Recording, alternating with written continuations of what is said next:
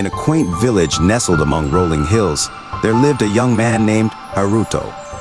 Haruto was a simple, kind-hearted individual who always saw the good in people, yet he often struggled with self-doubt and undervalued his worth. Despite being skilled in many crafts, he frequently compared himself to others, feeling inadequate and unworthy. One day, while Haruto was working in his small carpentry shop, an elderly monk named Master Ryokan visited the village. The villagers spoke highly of Master Ryokan's wisdom and serenity. They believed he held the answers to life's greatest questions. Curious and seeking guidance, Haruto decided to approach the venerable monk.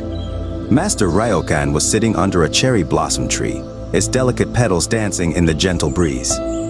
Haruto bowed respectfully and asked, "Master, how can I find my worth when I constantly feel overshadowed by others?" The wise monk smiled warmly and gestured for Haruto to sit beside him. He handed Haruto a rough, unpolished stone and said, "Take this stone to the market and try to sell it. But remember, no matter what offers you receive, do not sell it. Return to me at the end of the day." Puzzled but obedient, Haruto took the stone and headed to the bustling marketplace. He approached a vegetable vendor first, showing him the stone and asking if he would like to buy it. The vendor chuckled and said, "It's just a rock. I'll give you a carrot for it." Haruto politely declined and moved on. Next, he approached a cloth merchant who looked at the stone with mild interest. "It's a bit pretty, but it's not worth much. I'll give you a piece of fabric for it," the merchant offered. Haruto again declined and continued his quest. Throughout the day, Haruto showed the stone to various people, a baker, a fisherman, a potter, but received similar responses.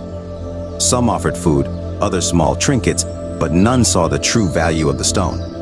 Disheartened, Haruto returned to Master Ryokan as the sun began to set. Master Ryokan listened patiently as Haruto recounted his experiences. With a gentle nod, the monk said, "Tomorrow, take the same stone to a jeweler and see what he says." The next morning, Haruto visited the finest jeweler in the village. When the jeweler saw the stone, his eyes widened with astonishment. "This is no ordinary stone," he exclaimed. "This is a rare gemstone, unpolished and in its raw form. Its true value is immense. I can offer you a fortune for it." Haruto, recalling Master Ryokan's instructions, thanked the jeweler but declined the offer. He returned to the monk, now understanding the lesson he was being taught. Master Ryokan smiled and said, "The people in the market saw only a rough stone, much like how people might see you or even how you see yourself. But those who can discern true value, like the jeweler, recognize the preciousness hidden within. Your worth is not determined by others' opinions or by superficial comparisons.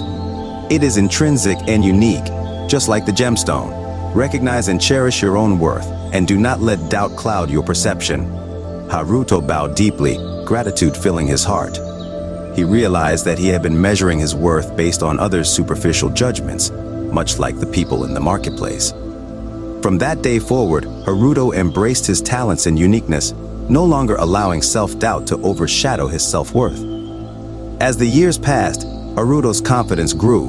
He became a master carpenter, known for his exquisite craftsmanship and kind spirit. He often shared Master Ryokan's lesson with others, helping them see their own worth and potential. The village prospered, not just from Haruto's beautiful creations, but from the collective recognition of each individual's intrinsic value. Master Ryokan's wisdom echoed through the generations, a timeless reminder that true worth lies within and should never be doubted. And so, in the heart of the village, under the cherry blossom tree where Haruto had first learned his lesson, a plaque was placed. It read, "To never doubt yourself, have self-worth."